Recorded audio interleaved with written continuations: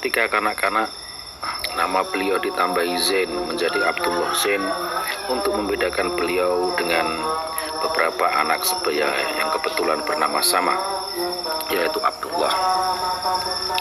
Dan imbuhan nama Salam diambil dari nama romo yai beliau dan menjadi Abdullah Zain Salam. Belum tahu jelas tentang tahun, tanggal, dan bulan kelahiran beliau, tapi menurut Kiai Haji Ma'mun Muzayyin, menantunya Batullah, berdasarkan informasi dari ayahnya Kiai Haji Muzayyin, Batullah lahir pada tahun 1917. Sementara menurut Kiai Muzayyin, Batullah sendiri secara langsung pernah mengatakan bahwa beliau dilahirkan pada tahun 1920.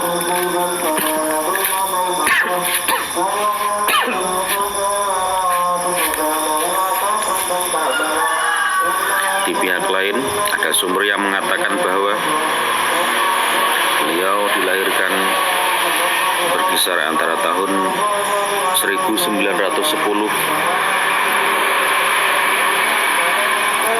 sampai 1915, ya kisaran itulah.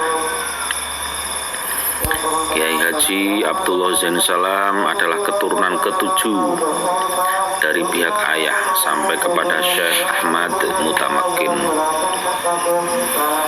Silsilahnya adalah Kiai Abdullah Zain Salam bin Muhammad Abdus Salam bin Kiai Haji Abdullah bin Nyai Muntirah bin Kiai Haji Binyamin bin Nyai Thayyibah binti Kiai Haji Muhammad Indra bin Kiai Haji Ahmad Mutamakin, yang jika ditarik garis keturunannya menunjukkan bahwa beliau Syekh Abdullah Zain Salam masih mempunyai garis keturunan darah sampai pada Nabiullah Muhammad SAW, tepatnya pada keturunan ke-35. Hingga pada masanya Batullah menikah dengan Nyai Aisyah dan dikaruniai 7 putra-putri. Perjalanan pendidikan Kiai Haji Abdullah Zain Salam salah satunya yaitu sejak kecil Batullah telah terbiasa hidup mandiri dan terpisah dari keluarganya.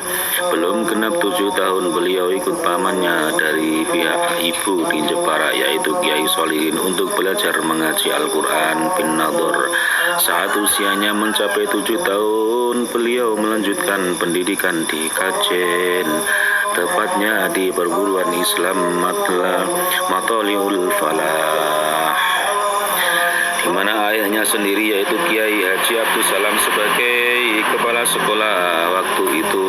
Setelah lulus dari Matoleh, beliau diantar kakaknya Kiai Haji Mahfud yang merupakan ayah dari Kiai Haji Sahal Mahfud, itu Rois Amsuriah Nahdlatul Ulama ke-8. Batullah diantar ke Madura untuk menghafal Al-Quran di bawah asuhan Kiai Muhammad Said dan kemudian melanjutkan ke pesantren Tebu Ireng. Dari Madura ke Tebu Ireng, Jombang, ya, di bawah asuhan Kiai Haji Hashim Asy'ari. Versi lain mengatakan bahwa setelah beliau mengaji Al-Quran bin Nador di Jepara, lalu melanjutkan ke Sampang, Madura, baru beliau kembali ke Kajen untuk tolabul ilmi di perguruan Islam Matholiul Falah. Setelah itu baru diantar kakaknya ke Tebu Ireng. Di Tebu Ireng beliau seangkatan dengan teman-teman sesama dari Kajen, antara lain Kiai Haji Duri Nawawi, Kiai Haji Niam Tamyiz, dan Kiai Haji Abdul Hadi. Di antara teman-temannya beliau tersebut termasuk paling muda. Namun demikian justru beliaulah yang sering membantu mencarikan tambahan bekal bila kedua teman tersebut kehabisan. Meskipun secara formal pendidikan sudah berakhir, namun beliau masih aktif belajar pada beberapa pihak termasuk kepada Kiai Haji Muhammadun Kajen. Beliau juga pernah safari ilmu ke Kudus, yaitu itu kepada Kiai Arwani Amin Said untuk mendalami qiraah sabah dan thariqah. Selepas itu beliau juga belajar kepada Kiai Haji Abdul Hamid Pasuruan. Yang Kiai Hamid ya wali sing wis tawatir diyakini ya oleh semua orang. Semua proses belajar ditekuni dengan senang hati untuk mengharapkan keberkahan dan ridho ilahi. Di balik itu semua tak terbantahkan bahwa Mbah Dullah sangat mencintai Al-Quran sampai membuatnya meneruskan kepemimpinan pondok pesantren yang menganjurkan para santrinya untuk terbiasa membaca Quran. Kiai Abdul Salam sangat memprioritaskan Al-Quran daripada ilmu-ilmu lainnya. Kepada putri-putrinya yang selalu beliau tanyakan adalah bagaimana dengan Quranmu? Bagaimana dengan Quranmu? Itulah pertanyaan Mbah Dullah kepada putri-putrinya. Sebagai bentuk kepedulian beliau terhadap Al-Quran.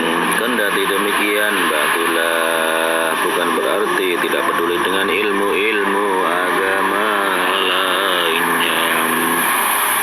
Pada kenyataannya, Mbah Dullah selain masyhur dengan Al-Qur'annya juga terkenal sangat alim ilmu fikih, tasawuf dan seterusnya. Hal ini menunjukkan bahwa perhatian beliau terhadap ilmu sangatlah tinggi dan khusus Al-Quran perhatian beliau jauh lebih tinggi.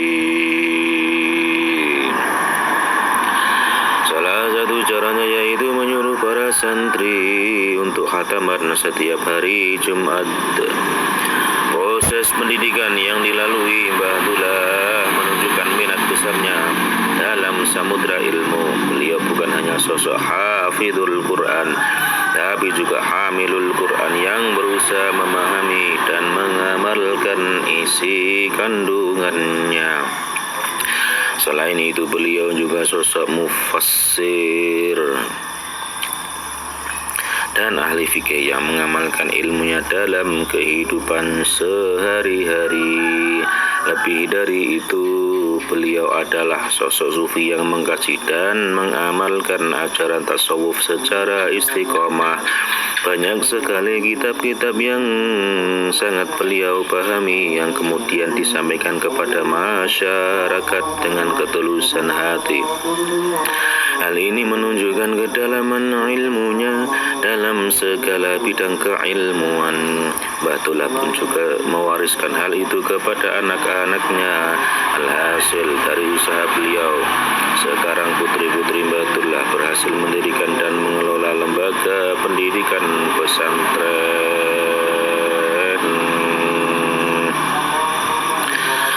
Kiai Haji Abdullah Salam sebagaimana disampaikan Kiai Haji Abdullah Umar Fayumi dalam talkshow tasawuf Kajen di Ma'had Ali Pondok Pesantren Maslakul Huda Kajen yang diadakan oleh panitia muktamar keluarga Matlaul Falih Matliul Falah tahun 2017. Beliau Mbah Dullah adalah sosok yang mampu mengatur irama dakwah yang ada di Kajen dan sekitarnya. Beliau mampu membagi peran para kiai sesuai potensinya masing-masing untuk memahami dan memajukan desa Kajen sebagai kota santri, serta menjadikannya sebagai sumber ilmu dan hikmah yang dicari oleh para pencari dari seluruh penjuru Nusantara.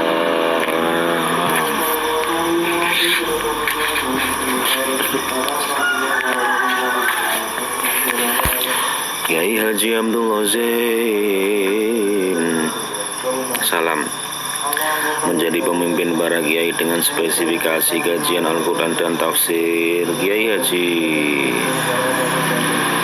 Sahal Mahfud tampil sebagai Kiai Pakar Fikih. Kiai Haji Ahmad Fayumi tampil sebagai Kiai Pakar Falak. Kiai Haji Mahmud Muzayyin tampil sebagai pakar fikih yang mampu menjadi komunikator ulung di tengah masyarakat.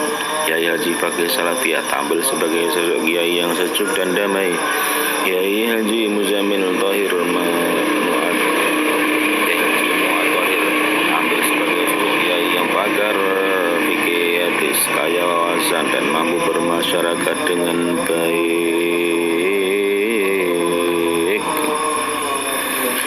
Mbah Tulah merupakan sosok kiai yang dermawan. Meski melihat secara fisik bangunan rumah beliau kelihatan sangat amat sederhana, pondok pesantren tempat Mbah Tulah mengajar santri awalnya hanya bangunan atau kotaan bambu biasa disebut angkruk yang membujur di samping kediaman beliau yang mampu menampung ratusan hingga ribuan jamaah ketika hadir dalam pengajian. Mbah Tulah memiliki pengajian rutinan untuk warga yang beliau ungkapkan dengan sangat tawadhu sebagai belajar bersama cara beliau untuk menghindar dari riya dan sombong diri. Warga dan santri yang mengaji tidak hanya diberikan limpahan ilmu dan keberkahan, sekaligus juga makan bersama setelah ngaji. Jadi setelah mengaji itu makan bersama. Ribuan orang mangan bareng. Kisah waskito dan ilmu hikmah Mbah Tulah sudah sangat melegenda. Pada suatu malam pernah ada seorang tamu yang ikut pengajian dan beliau melihat ribuan jamaah setelah mengaji diberi jamuan makan oleh Mbah Tulah. Orang sebanyak ini dikasih makan semua, apa tidak kekasihan kiainya? Tamunya bicara seperti itu, bergumam. Lalu setelah hiruk pikuk pengajian usai, sang tamu diajak beliau untuk masuk ke dalam rumah. Melihat gabah dan karung beras yang bertimbun gunung, si tamu hanya bisa bengong melihat betapa kaya Mbah Tulah. Bagi Mbah Tulah, kekayaan itu bukan untuk ditampakkan di muka publik, namun hanya untuk disedekahkan, ditasarrufkan kepada umat untuk kemaslahatan umat. Ini penting digarisbawahi bahwa kekayaan bukan untuk ditampilkan di depan publik, melainkan untuk ditasarrufkan kepada umat. Kekayaan bukan untuk ditampilkan ke publik, tetapi untuk ditasarrufkan untuk kemaslahatan umat. Mbah Tulah tidak sekedar mengejar sisi lahir, namun menempa batin dan rohani. Seorang santri Mbah Tulah diberi wirid dan kewajiban memudarosah yang berbeda dengan santri lainnya. Ada yang ditugaskan mendaras 20 juz Al-Quran per hari, ada juga yang diwajibkan 10 juz. Berbeda-beda tergantung kemampuan dan wadah spiritual santri masing-masing.